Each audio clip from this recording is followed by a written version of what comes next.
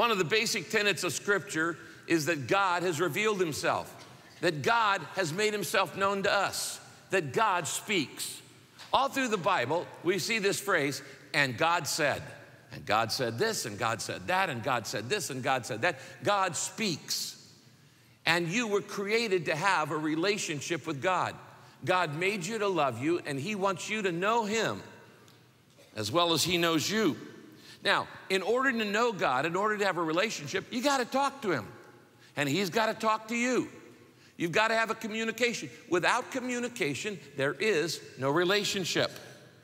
Now, the problem is, communication can be easily misunderstood. Would you agree with that? I mean, with people, much less God. You know, when Kay speaks to me, A, I don't always hear, and B, even when I do hear, I don't always understand. Now, we've been married 35 years. It gets better, but I still don't always hear, and I still don't always understand.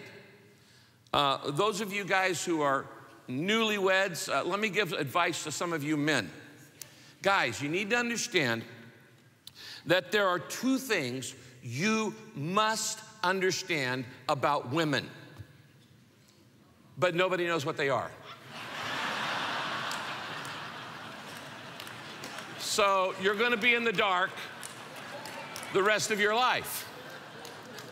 Now, I deeply love my wife, deeply, but I don't always hear her, and I don't always understand her, even when I do hear her.